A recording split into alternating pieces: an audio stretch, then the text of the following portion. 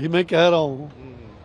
तो स्वाभाविक है, धारा 370 जो लगा था सरकार ने उसको खारिज कर दिया था ध्वनि मत से हम लोगों ने। और हम लोगों ने संकल्प लिया था, चुनाव घोषणा पत्र में भाजपा ने दिया था, जहाँ हुए बलिदान मुखर्जी वो कश्मीर हमारा है, सारा का सारा है। तो कश्मीर में शांति भी है। कश्मीर के अंदर युवा जहाँ रोड़े करते थे, रोड़ेबाजी करते थे, वहाँ रोजगार कर रहे हैं, वहाँ रोजगार का सृजन कर रहे हैं। कश्मीर के अंदर घाटियों में वहाँ जहाँ गोली और बम छूटता था, वहाँ फूलों की क्यारी लगी हुई है फिर से। तो कश्मीर सज गया है। कश्मीर में उसका जो चुनावी प्रक्रिया है कश्मीर के अंदर में जल्दी से जल्दी कैसे हो सकता है, उसके लिए सरकार स्वयं संकल्पित है। और उस पर जल्द ही कश्मीर में लोकतांत्रिक पद्धति अभी भी है, आगे चुनाव के दृष्टिकोण से लोकतंत्र की वो जननी भारत है, तो लोकतंत्र के चुनाव भी वहाँ होंगे।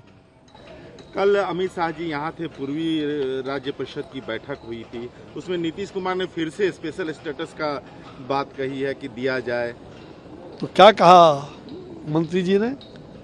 सोचने की बात कही, विचार करने की बात कही। ठीक है, उनका मांग करना उचित है, लेकिन मैं तो ये कहता हूँ जितने पैसे इनको दिए जाते हैं पहले उसका हिसाब तो वो दे दे। केवल लूट ही लूट है इनके सब जगह पर। जो पैसे खर्च नहीं कर पाते तो इनको अलग से देने का क्या मतलब है, ये बताओ। अलग से क्या देना है? वो 32 सालों में चाचा भतीजा और भाई की सरकार ने बिहार का चौपट कर दिया, बिहार को सत्यानाश कर दिया। और बिहार को कटोरा लेकर के भीख मांगने की प्रवृत्ति नहीं है। बिहार स्वयं में स्वावलंबी बिहार, फिर से बिहार खड़ा हुआ है।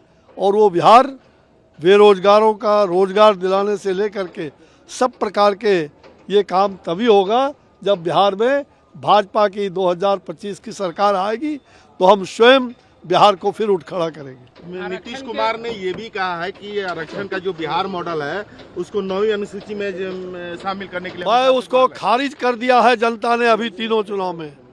हमारे लिए आरक्षण किसका आरक्षण होना चाहिए?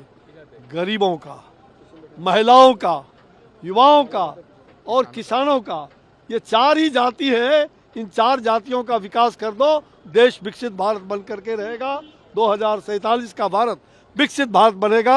यह संकल्प आदरणीय प्रधानमंत्री नरेंद्र भाई मोदी जी ने पूरे देशवासियों को संकल्प किया। एक जन आंदोलन का एक गाँव घूम रही है मोदी की गारंटी या ना जन जन की गारंटी, जन जन की गारंटी। सर, आज कोचिंग के एक छात्रा को ऑर्डर की स्थिति बहुत चरमरा गई। भाई बिहार में तो मैंने पहले ही कहा कि बिहार संकट के दौर से गुजर रहा है।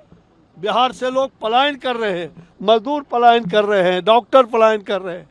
आज बिहार की ये हालात फिर से 90 के दशक में बिहार को धकेलने का जो षड्यंत्र है, और ये पूरी तरह से बिहार की लोगों का और बिहार सरकार की तो उल्टी गिनती शुरू हो गई है।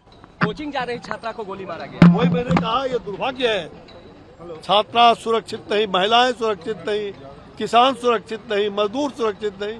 इस बिहार के अंदर में ये जो सरकार है वो भ्रष्टाचार और अत्याचार और दुराचारियों के गोद में बैठ करके सरकार चल रही है।